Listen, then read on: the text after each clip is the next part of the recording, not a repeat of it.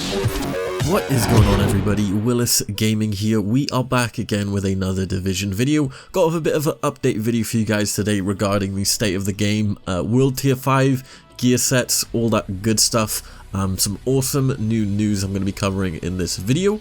But if you haven't done so already, guys, make sure you have bell notifications turned on. Right next to the subscribe button there's a bell. Make sure you click it so you're notified every time I upload a video. With that being said, the winner from last video's Division 2 giveaway will be on screen right now. If you'd like a chance at winning a copy of the game, you don't have to, this is optional. Feel free to leave a like on the video, leave a comment and subscribe, as I'll be picking a comment from my next video. So obviously, as you know, the game is in a state right now where it's in World Tier 4, which essentially is end game. You can only get gear up to a maximum of World Tier 4. But coming April 5th, we're going to be getting the Tidal Basin update. Now, this is the final stronghold, and obviously with this comes World Tier 5 once you complete it. But before we move on to that, I just want to go over some patch notes that they're doing to the game. So pretty much, I'm going to leave the full Reddit post in the video description as well if you want to read it. It's pretty much just a recap on the state of the game. So there's a lot of patch notes that they did. If you want to read them all, like I said, go down in the video description. One of the #1 changes I saw was the name tag of clan members will no longer be yellow. The exact color is still unknown, so that's pretty awesome. When you open a apparel cache, in some cases it would display a grey placeholder backpack instead of what you actually got, and that will be addressed. So that happened to me sometimes. I would get like a white backpack and I had no idea what it was. Navigate and markers junk controls will be fixed on controllers. Push to talk will be enabled by default, and you no longer have an open mic per default. So we're going to be taking a look at the roadmap here as well. So April 5th, 2019, we have Invasion, the battle for DC. Then we have in summer 2019, we got episode 1, DC Outskirts Expeditions. Then you've got autumn 2019. We've got the Pentagon, the Last Castle. And then winter 2019, we have episode 3, and it doesn't really say what it is. And then we've got the ongoing content. So obviously we've got new gear, new projects, we've got the raids coming, narratives, more cosmetics, you've got conflict game mode updates, bounty events, challenges, weapons, and new specializations by the looks of it, which is gonna be nuts. So let's move on to the content now, what we're gonna be getting with World Tier 5. So when the update has dropped, you'll get an additional mission where the plot happens apparently, and you're finally able to attack the last stronghold, Tidal Basin. Once you have completed that stronghold, you'll be promoted to World Tier 5. On the World Tier 5, the gear score bracket is between 450 and 500. Gear sets will now also be added to the loot pool, so obviously we already have brand sets.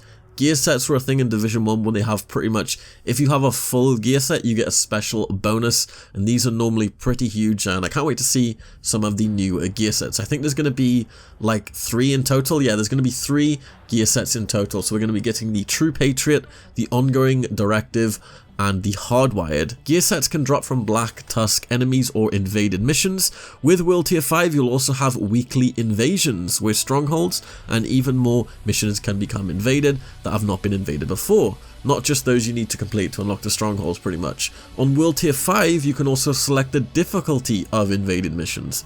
Heroic difficulty becomes available on World Tier 5. Heroic difficulty missions are very generous with rewards, but they also don't have exclusive loot that is locked behind heroic difficulty. You get more and better drops on heroic difficulty, and as mentioned above, gear set drops with, in general, better rolls and towards the higher end of the gear score range. The rules will also change on heroic difficulty, but we don't have specific details on that yet. So, weekly invasions. The invasions are on a weekly reset. When you complete an invaded mission for the first time in that week, you'll get a bonus reward. When a mission is invaded, you can also replay it as invaded and on multiple difficulties. So the Tidal Basin, this is a military base. In contrast to other real-world places, Tidal Basin has been constructed with the goal, how would a high-tech faction set up a base to make it defensible? What unique defenses could the Black Tusk have? What is realistic high-tech they could use to defend their home base? That makes it very different from the other missions / strongholds. It has approximately the same size as Roosevelt Island. So other updates, fixes that will be included in the Tidal Basin update. So there are a few stairs in the game that will be fixed, and they are kind of annoying, they're kind of glitchy. There'll also be a balancing pass that will drop with the update. Weapon mods and skill mods will also be touched there. Many smaller bug fixes have been reported, obviously, to the community will be fixed.